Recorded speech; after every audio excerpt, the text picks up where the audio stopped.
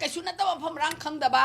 cookie नुपी न ngangi en akhoi heta madu gi reply piba yami kai ngai oba akhoi di awang ba thakta leibani moina ani ba thakta leibani jungle da chawbani akhoi na sor sida chawbani koi leiri ba akhoi gi mirak ta chawbani sarak ta chawbaga mirak ta chawbaga khenai madu gi thaktu da akhoi di mirak ta leibani na mi gi wakan chelaga hai ri ba saram chap jonga ga poto madu akhoi na di bang taw no pakhum pira roi si ngasi da gi ming si elme ma kawi aduga akhoi Kwarman ima kaje joy coordinating committee gi ai kainoni convener ni ngasi si aikoi oire iba situation sida tang ohum dagi na me gi tang ohum de na ngasi bawda awa ba ngakta thallaba khoi gi khunai sida awa ba mayam sina mama sing sina khang ba ngamakta dana ngasi gi nakan dai khoi na puthok chari ba picture kaino sing sa masida yenga ga dum khangwen adubo bharat sarkar amadi state sarkar na wahai khantang haiba natran kaniguba thabak amta paikhat piraktabadagi mama oibi kaya asina khangba ngamakta ngasi sigumba mifam asi phamjabani adubo ngasi gi mifam asida bharat ke pradhan mantri na ahanba maktada ikongno ne kai khumna bauchari loinana ngasi gi state sida thoiba manipur gi state si thoiba sa bharat ke phiban nungda ba state ne haiba sa amuktang khandhabiraga bharat amagi mafam sida kaire iba toire iba sa aina mapu amoina aina sip ama oina bharat ki pradhan mantri amoina kari tawbo yabage haibado athuba matanda mieng changaga masi solve tawbiu khutakta solve tawbiu haiba wafam si aya hanbada thamjage loinana ngasi gi sakhalaba computer is the high sida mobile sida angak ko mayam ama thagale yengna ba kukina nupi singna phije chakche chetaba adagi saram chaki wangang sangang ba sanga na ngang da wangang sangang ba khotpa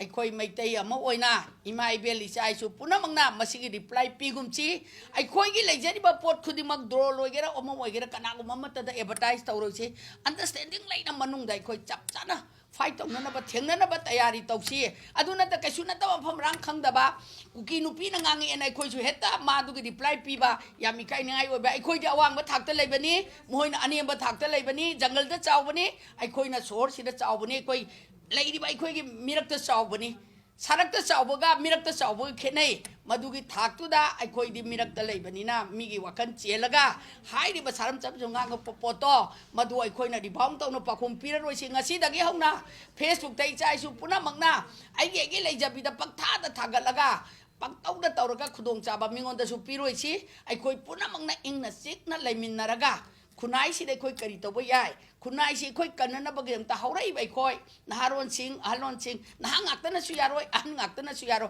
khunai si de bai khoi praja la kya se sina khusam naraga adugumba